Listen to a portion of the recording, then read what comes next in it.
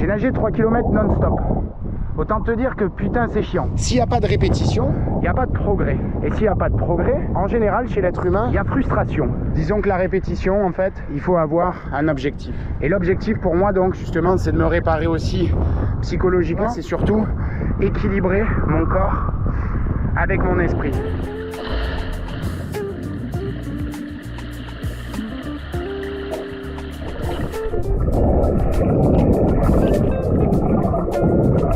Bon, je sors de la piscine et comme moi, tu as déjà dû te dire bon, c'est bon, il y en a assez, j'arrête. Franchement, j'en ai marre.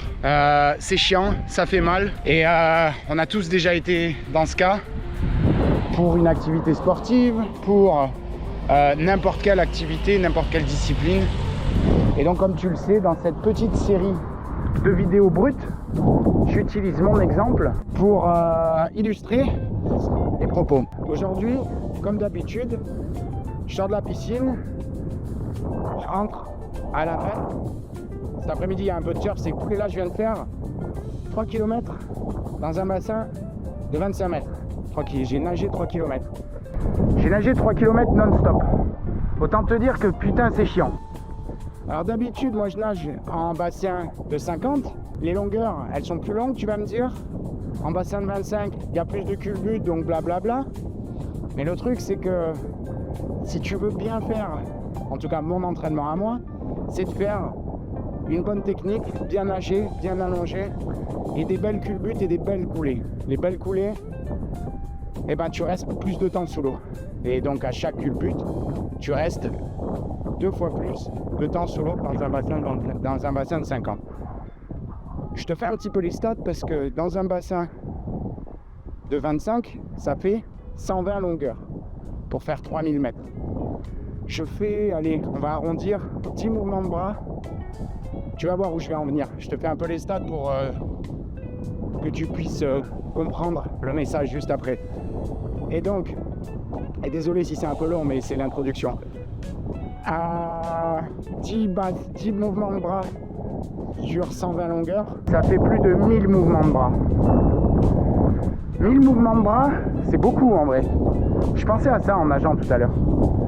Et ça me fait penser que, vu que c'est beaucoup, ça peut décourager beaucoup de gens. Et c'est le cas en fait. La répétition, c'est rébarbatif, c'est chiant. Ça peut faire mal des fois, ça peut faire des tendinites quand tu répètes un mouvement avec un peu de force. Trop souvent, tu vois, dans le sport, en raquette de tennis, même en natation, hein, je sens que l'épaule elle tire, tu vois. Et donc en fait, plus de 1000 mouvements de bras, bah, c'est beaucoup de répétitions. Et nager 3 km dans un bassin de 25, franchement les gars, c'est chiant. Et c'est pour ça que du coup, beaucoup de gens font du vélo, font de la course à pied, parce qu'au moins, tu peux mettre de la musique, comme moi là, tu peux mettre un podcast, tu peux te divertir en tout cas, tu peux te mettre dans ta bulle. En natation, oui, tu vas me dire, il y a les écouteurs et tout, qui vont sous l'eau. Mais moi, je la joue vieille école. J'ai nagé toujours avec, sans artifice, pas à poil, hein. Mais sans accessoires, je veux dire. Sauf mon maillot et mes lunettes et mon bonnet. Et en fait, j'ai juste envie de garder ça comme ça parce que je suis assez diverti, assez entouré d'écrans et de sollicitations sonores toute la journée. Même si je te cache pas que franchement, ça aiderait beaucoup à faire passer toutes ces longueurs. Et donc en fait, s'il n'y a pas de répétition, il n'y a pas de progrès. Et s'il n'y a pas de progrès, en général, chez l'être humain, il y a frustration. Et chez l'être humain, quand il y a frustration, après, il peut y avoir découragement, il peut y avoir abandon. Tout, tu as vu l'intro. Donc comment on fait pour appliquer dans sa vie assez de répétitions sans être démotivé? Eh bien, il faut un objectif. Cet objectif, en fait, il doit être dans la zone du progrès. La zone du progrès, c'est très simple. C'est une zone qui va te stimuler, mais pas t'ennuyer. Et pas t'ennuyer. Il faut que ton objectif soit assez stimulant pour te tirer vers le haut, mais pas irréalisable pour que tu ne te décourages pas. C'est-à-dire que si demain tu veux être champion du monde, mais demain, tu sais que tu ne le seras pas. Donc qu'est-ce que tu vas faire? Tu vas abandonner avant même d'avoir commencé. Mais si demain tu peux te dire que tu vas être capable de nager 25 mètres, ah ben tu vas le faire tout de suite. Mais pour que tu ailles nager 25 mètres, même si tu n'es pas nageur, ça va te paraître un peu nul. Tu vas te dire, mais à quoi bon? C'est là où il faut un objectif. Et donc si ton objectif par exemple c'est de perdre du poids et que ton coach personnel il te dit, bon ben si au bout de, tu vois, si au bout de 3 mois tu arrives à aller nager 3 ou 4 fois par semaine et que tu es motivé à vraiment perdre ce poids là et que tu appliques le plan, et ben ce plan là en fait il va te motiver. C'est cet objectif final de perdre de poids, perdre 2 kilos par exemple, et ben qui va te motiver à aller nager alors que t'aimes pas ça. Tu vois, en fait la piscine ça fait vraiment le tri, c'est ingrat. Et moi ma discipline professionnelle, je suis spécialiste du skateboard et j'ai monté une école de skate il y a 17 ans. Et aujourd'hui, c'est une école reconnue nationalement, dans le milieu spécifique. Donc autant te dire que c'est quelque chose de très niché. Et pour en vivre, bah, ça m'a demandé énormément de répétitions. Ce qui fait que dans le skate, c'est pareil, c'est quelque chose de très dur, qui fait énormément de tri.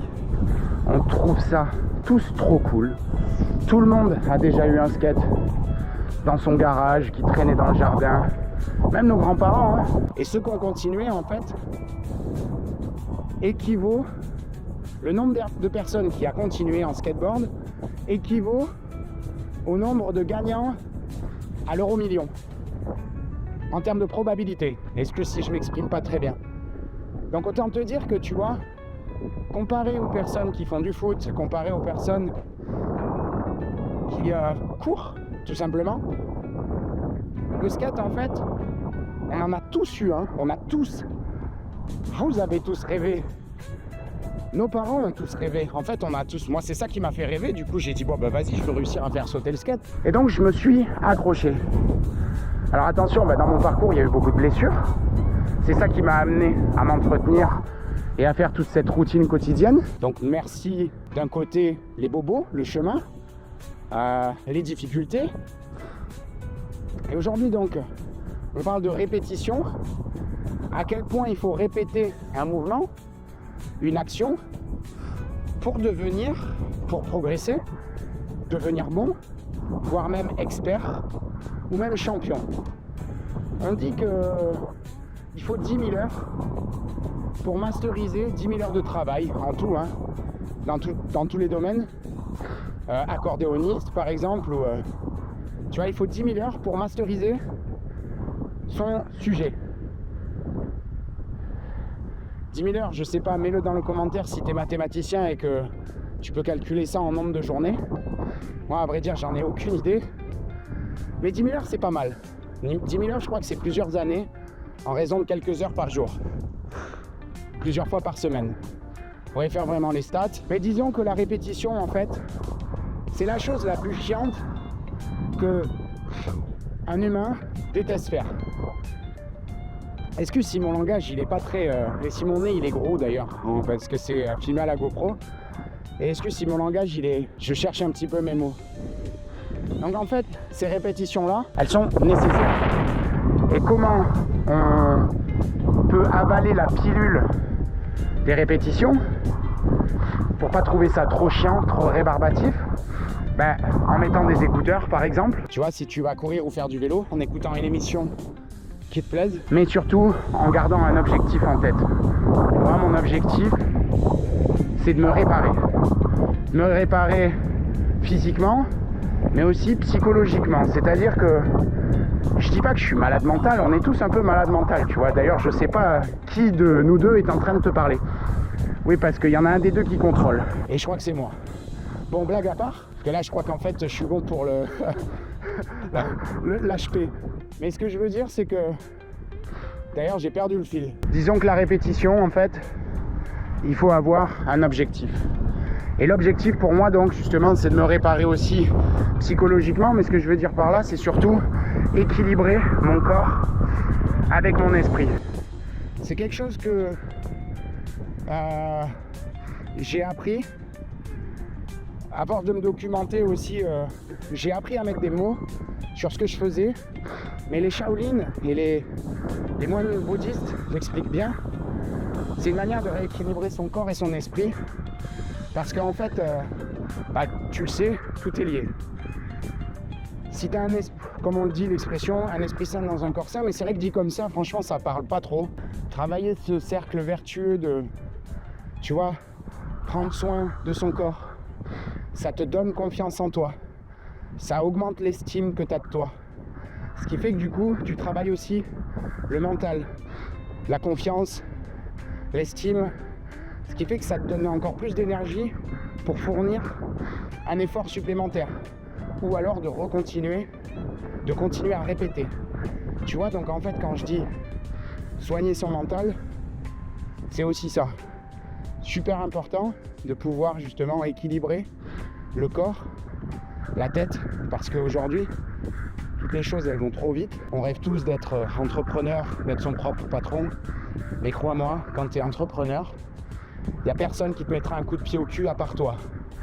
Et si tu es comme moi et que tu es nature anxieuse, un peu hyperactive et dure avec soi, autant te dire qu'en fait, tes sens, ils sont mis à rude épreuve, tu n'es jamais satisfait.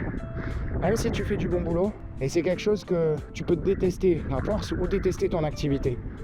Et donc, moi j'essaie de tricher un petit peu ma tête et mon corps, parce que mon corps est très blessé. Donc voilà les raisons pour lesquelles je me trouve cet objectif-là, qui est de maintenir un poids stable, de garder des articulations qui au passage sont très usées, avec beaucoup d'arthrose, dû aux impacts que j'ai reçus toute ma vie, et la forme de mes articulations, la génétique et l'usure due à l'activité.